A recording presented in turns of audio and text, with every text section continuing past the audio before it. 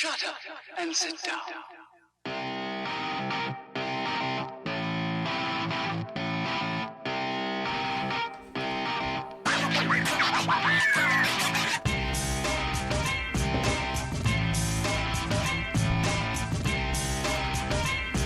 It's Coffee with the Coaches, episode 27. We're back at the mega desk. It's me, Michael, and we got Paige over there. Back in the house. Ring that bell. Hey, we forgot to ring the bell last time, so we're ringing it a bunch this time. We got to overcompensate for our forgetfulness last time. I didn't know where it was. I was kind of looking around for it last time. But.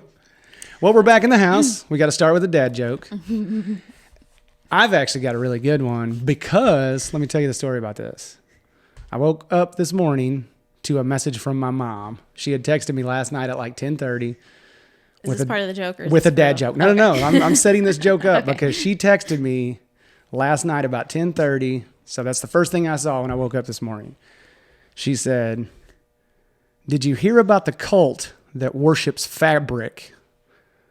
Did you hear about the cult that worships fabric? They're called Satanists." Oh, no. So I just responded this morning and I said, "Mom, that's a real stinker." That is a real stinker. That's pretty funny. All right. So thanks Saint Debbie for that one. I think Thanks, Mom. people have to know your mom to think that's really funny. All right. You're up, Paige. What you got? Are you reading from the book today? Yeah, I'm reading from the holy book of dad jokes. The Gospel according to Saint Dad Jokes. Yeah. Okay, this one's pretty good. My neighbor knocked on my door at 2 a.m. this morning and said, "I can't sleep." I said, "Well, it's your lucky day. I've got a party going on in here, so come on in." Okay. That was pretty good. Hold on. I got to give you the applause for that one. Thank you. And then this one's for my mom's joke. Yeah. Nah, that one was pretty good. I got to admit. Yeah, that was good. All right. Well, let's see. I give those both a B+. Let's give mom's a B-. Well, we got a good little topic today. Yeah.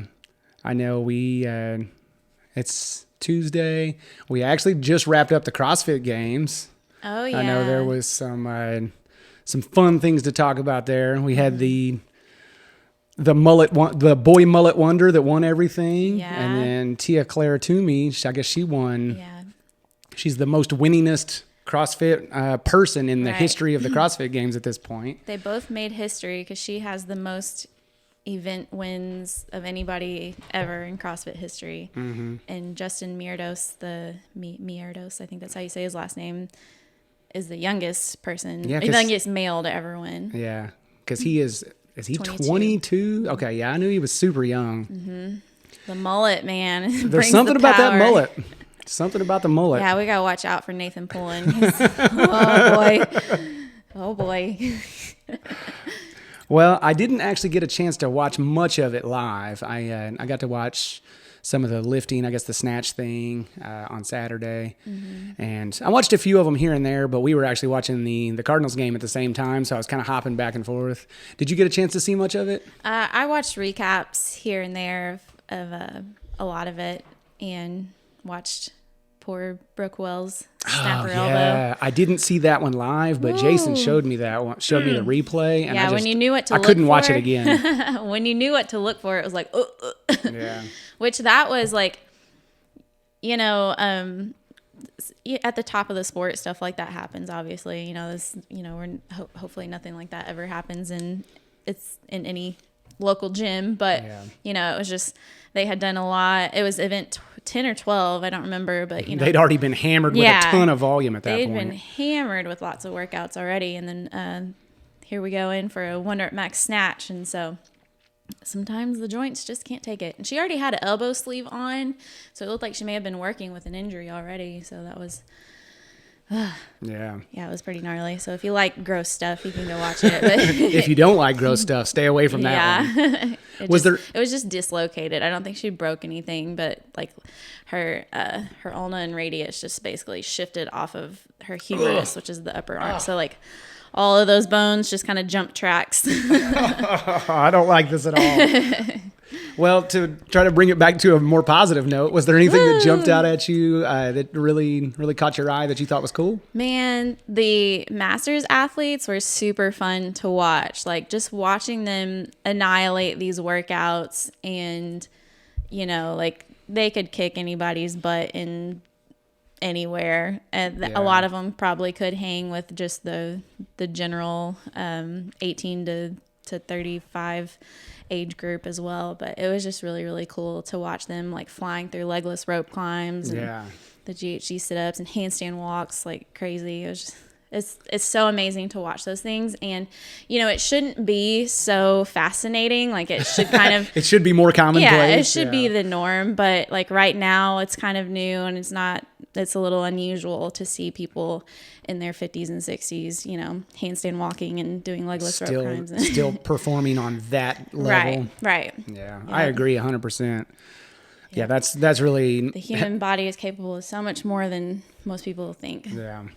And if you just stay moving, you know, stay training your body, it does not fall apart when you turn 30 or turn 40 or turn 50 or whatever people tend to set their limits at. Yeah, exactly. Let's see. I know I got to see one of the teams that actually went to the CrossFit Games for the very first time from St. Louis. So the gym that Jason and Valerie moved up there, and they were attending. And it's actually Jason's powerlifting coach. His team qualified for the very first time ever. And so they just threw together a team at the last minute, really, and just did amazingly, made it to the CrossFit Games, made it through the whole first round of cuts, and made it into that whole second tier. Wow. So they just, I mean, came out of nowhere, really. So that's amazing. If they stick with it, and, you know, if they put together a team and go ahead and train all year for this next 2022, there's no telling how far they can go. But I thought that was so really cool to see them on TV. That's really cool. People that, you know, I've actually met before. Yeah, that's amazing. And I don't think people understand, like, how the level of athleticism these people have. Like, okay, they made it to the games, cool, but they didn't win or something. Like, no, do you realize, like, all the steps you have to go through in order to get to that? Like, it's pretty much like I'm surprised the games isn't part of the Olympics yet, because the amount of blood, sweat, and tears that these people put in to get to that level is just fascinating. And I would beg to differ that it's harder than getting into the Olympics, because you have even more competition. There's a lot of people obviously competing to go to the Olympics, but you know how many people do CrossFit and think that they're going to go far in it? A lot of people don't, like, take up golf or something and expect to go to the Olympics in it, but people pick up on CrossFit and they get so engulfed in it that they really do think they're going to go far, and a lot do. And it's just amazing, like, just how much fitter that the crowd of people that goes to the games gets every single year. Yeah, I mean, that's just a bar that just gets set so much higher every single year. Yeah. So, that's very real. 2024, we might see it there. It'd be pretty cool. Yeah. Well, I know there was another really young girl. I can't remember her name, but there was a lot of people talking about her being the youngest person to ever win a heat.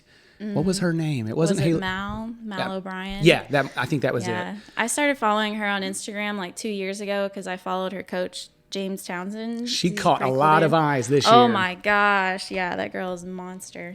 Yeah. That was really cool. There's going to be a lot more people to know about her from here on out. Yeah. She's 17, and she was 7th or 9th, I think, place overall. 17, 9th place That's overall. Ridiculous. Crazy. Well, and I've said that for a while, that, you know, we're going to see these kids that have been training CrossFit competitively from a young age. Like, in another 5-10 years, you're going to see absolute superhumans. Yeah. You know, we're going to see physical capabilities that we didn't think were possible, just by a cultural acceptance of training at a younger age, because we've held on to that silly notion for so long that young kids shouldn't lift weights because it was going to stunt their growth and all that. So now that culturally we're moving away from those misconceptions, we're going to see some real human potential. Yeah, it's going to be bonkers. I mean, just think about like when the games first started to where it is now. Yeah, like Bart was talking about that this morning. Yeah. The women's max snatch in, what do you say, 2013? No, it was 2009 or 2007, the first one. The very first games I think was 2007. I don't know if they had a snatch event.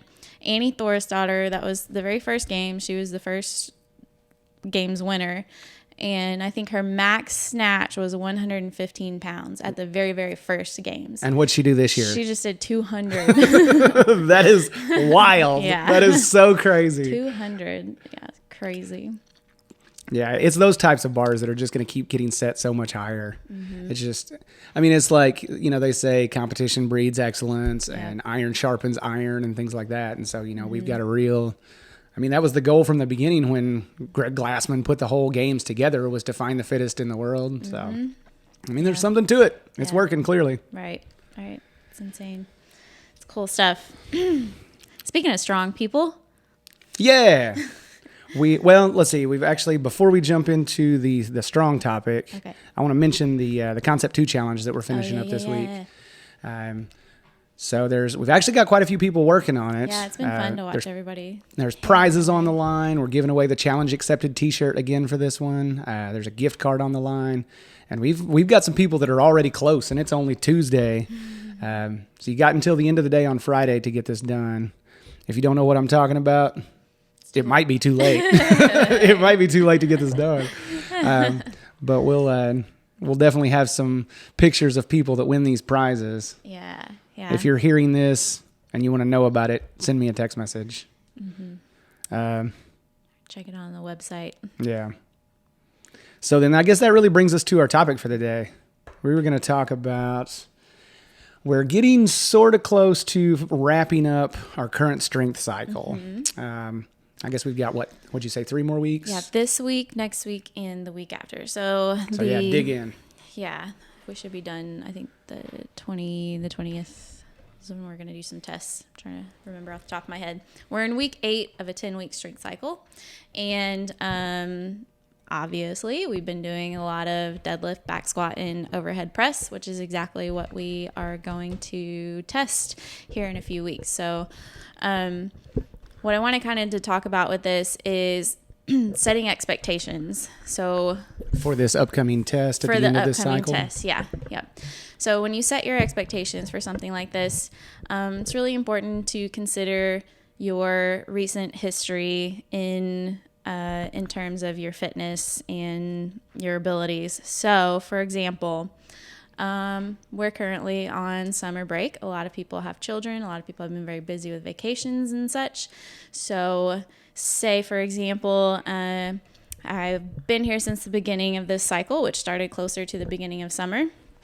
Pretty consistent for the first few weeks of it, and then took a vacation, came back from vacation, worked out a little too hard, kind of got a little tweaky, took a few days off, just kind of having trouble getting back into the groove of things. Well, you have to consider there's a few weeks in there that were maybe a little bit splotchy, and if it's not compared to how consistent you have been in the past, say at a more routine time of your life, then it's important to remember that PRs aren't everything, but you are still continuing to maintain or at least build strength or technique in other formats. So first and foremost, don't beat yourself up if you don't get a PR. I think that's really important to lay out there, because it is a difficult time for a lot of people, especially if you have kids and have had a really hectic and busy summer. You have to take into consideration, how's your nutrition been? How's your sleep been? How has your attendance been consistently over the past few months? And if it's not like it has been in the past, it's very important to remember that, you may not hit some old numbers. You're probably going to get close because you've spent a long time building this strength, and honestly, strength is hard to lose. It's much easier to lose your conditioning. It's much easier to have to walk half of the 400 meter after you haven't ran for a few months, but you could probably pick up a barbell and get damn near what your old maxes are without really training that consistently. So, yeah. They always say conditioning is easy to build, but it's also, you can lose it quicker. Quick to come, quick to go. Strength takes a long time to build, but it sticks around a lot longer as well. Right, exactly. And so here in a few weeks, we're going to be testing those maxes. So if that's something that's a big goal for you to try to at least get close to, or maybe try to hit a new PR, it's very important to remember to follow kind of the guidance that we lay out as coaches, kind of on how difficult these should feel in the day. So like yesterday, for instance, we were doing 95% for multiple singles, or we did a 95% deadlift for 2 reps. And we kind of laid out the expectation, like, look, you're really, really close to your old max, but it shouldn't feel like a 1 rep max. Yeah. And so it should be important to keep those things in mind while we are in the middle of those training days. So if you are really, really, really struggle busting your way through some reps, it's important to remember maybe you should just back off a little bit and kind of save that extra gas in the tank. So perhaps you can kind of slingshot yourself over your old max whenever it comes time to test those things. Yeah. Because it could happen, it very well could happen that you get a PR, but if you keep grinding away and putting too much stress on your body during the training phase up to the max testing, then you're just going to be fatigued. You can almost make it worse, make Right. it harder to hit a PR at that point. Exactly. So if you are just grinding day after day to try and hit those percentages that you that are kind of based off what Wattify says you did 3 years ago, then when you were much more consistent, if that is the case, then you may be doing yourself more of a disservice than a service, kind of hitting those numbers. Yeah. Like, I'll use myself as an example. I haven't deadlifted very heavy ever since the powerlifting meet last year. And yesterday I finally got like fairly close to it, but I wasn't at 95%, but it was really tough. And it felt like 103%. It felt like 95% should feel, but instead of adding that last 20 pounds on the bar, I just kind of hung back a little bit and tried to make it feel like 95% should feel. That way I'm a little bit more primed whenever that 1RM test rolls around, and I may be able to surpass my old one, or might just get close. And that's cool because I haven't been training as consistently as I did leading up to that previous test. Yeah.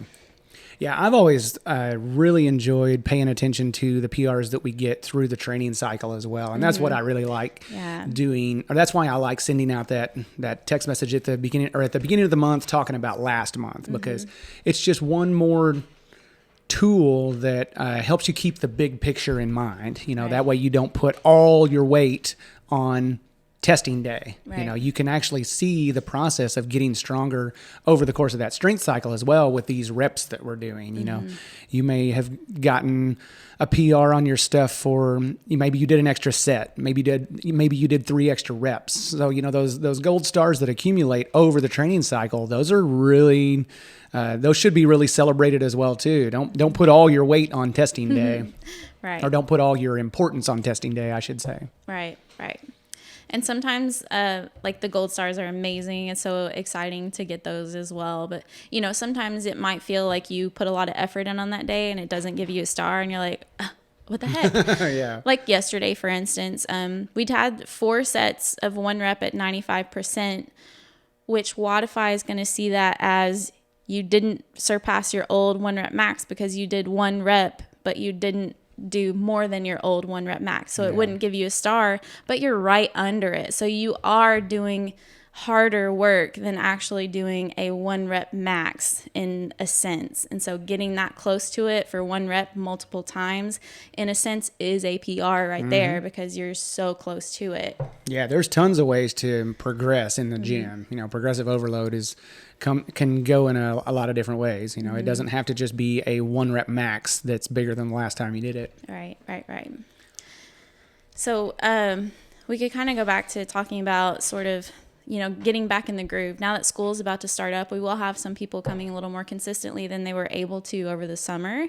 And this is right when we are going to be testing. And so it's important to remember, if you're rolling back in the middle of this cycle, if you're rolling back into the gym and finally getting back into a consistent groove of attendance, that we are wrapping up something that we've been working on for over 8 weeks already. So keep that in mind as we go into these tests. Keep in mind technique. Keep in mind the fact that this will happen again in the future. There's no need to try and hit a PR this time if you know that you haven't really had the opportunity to lead up to that. Perhaps if it's, the first time getting back into it, you could go in for like a 5-rep technique PR at a heavier weight than you've done before, something like that. And we've already had, like a few that have come back in, and rather than doing the heavy triples at 80%, okay, let's back it off. Do 5 reps and really focus on superb form throughout these sets at a little bit lighter load. That way you can still walk tomorrow and everything. You can make it back into the gym to continue training. Yeah, you can't just hop in like halfway through a cycle and expect to be doing what the other people have been doing that have kept up with it the whole time. Yeah. You need to understand where you are in relation to what you might see other people doing, and don't hold yourself to the same expectation. Right. And it shouldn't be a deterrent either to be not like, at all. oh, I'll just wait till this is over to get back into the gym. Yeah. Like, no, you still have so much opportunity to make progress and to kind of ramp up your nervous system back into getting into that intensity phase of CrossFit. So, Absolutely. We'll do more reps. We'll do a little less range of motion if you're feeling tight one day, or there's all kinds of ways that we will tweak this to suit you, to get you back into the groove of working out consistently. Yeah, and that's really what we are here for. I think that's the point of this podcast, is to try to set expectations appropriately. But we're here to make it right for you while you're here. Actually give you the correct expectation for the day while you're here. So, we're trying to set the expectation in the right place for what we're finishing up here. Right. But yeah, ask us questions, be open-minded, and we'll give you a good direction. Yeah. One last place I want to take that is, if you just maybe started up in the past year or so, and these percentages that we are working on start to feel really easy. You're like, well, we're doing 95% today, but I feel like I could do this rep 5 times. Hey, newbie gains. Okay, let's start pushing it a little bit. So it is okay, if you're kind of newer into this, and we're kind of giving you that feel of the stimulus. Say yesterday, for example, when we were doing the 95%, like, it should feel really freaking tough. And that's your sign. There's your sign to add some weight to the bar and kind of start pushing it a little bit more, because you are experiencing those kind of newbie gains per se. And as long as form is in check, then keep going. Find that true strength within. Yeah, we're talking about two ends of the spectrum here. That the people that have been doing these things for a while, progress really does slow down. It gets harder and harder to see those gold stars the longer you've been doing it. Right. But then on the other side of things, like you said, people that are fresher to the program, they will experience strength gains way faster for a little while until things start to level off. So I think that's why I really like talking about expectations, and then the whole concept of rank perceived effort. I think those are really super valuable, because you've got some days where you're just going to feel stronger, and those are the days you can push it a little bit more, and then other days where you're just really feeling like gravity is double what it used to be. Right. Those are the days to back off a little bit, because we're always trying to hit the intended stimulus. Yes. Sometimes it's easy to get distracted by the percentage numbers and all that, but keep in mind the intended stimulus. That's really what we're going for here. Yeah. Speaking of, can't wait for that new version of Wodify to be in the full works, where you can see all your recent numbers instead of like all of the past. Yeah. Oh, yeah. Yeah. Is it time for people to start downloading that? It seems to be working good. Okay, so I guess we're kind of teasing something here, but Wodify has been working on a new app, and I have talked to a few people about it, so it's not brand new completely, but it's an app called Wodify Client. And I know it's kind of annoying at this point, because there are three Wodify apps out there. But I guess the original one, the black app, that one, they call it the legacy app, and I can't believe that they are still supporting it at this point. But then they built a new app, the one called Wodify Athlete. And that one's just been full of bugs. I mean, that one's just been trash almost from the beginning. And so apparently, in order to fix all the bugs, they would have had to completely rebuild the entire thing. So that's what they did. Yeah. They just built a whole new app. It's called Wodify Client. It seems to be up and operational. It seems to be functioning well so far. I've been running it for about 3 months now. I've had a few people in the gym that have downloaded it, and I haven't heard any bad things about it. But yes, to your point, it seems to be really good at showing you percentages based on recent history as opposed to just doing, everything you've ever done. So it does seem to break down this information a lot more smoothly and seems to be very user-friendly. Yeah. So like when we are in a cycle like this and we're like, okay, this weight should be the same or it should be 5 or 10 pounds heavier than what you did last week, rather than seeing the first thing pop up is something from 2018, it'll have what you did last week right there. So pretty nice to see that. Yeah. It has a little bit of a learning curve to it, obviously, like any new app is going to, but it's good. I've been using it for the last few weeks to sign into class and log results and stuff, and you just got to get used to it a little bit. It's good. Go ahead and download that app called Wodify Client. Yeah. As far as the learning curve is concerned, I think it's pretty intuitive.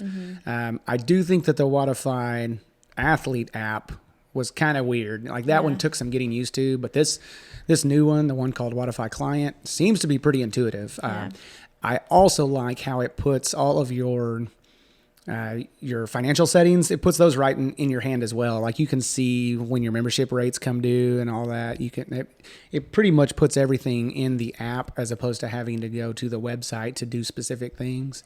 So I really like it. Yeah, that's cool. Good stuff. Well, right. Is that a wrap-up point? I think so. All right. I don't even have a good wind down. We should just cut it off quickly. All right. Yeah, let's just cut it off there. All right. We'll see you in the next episode. Bye.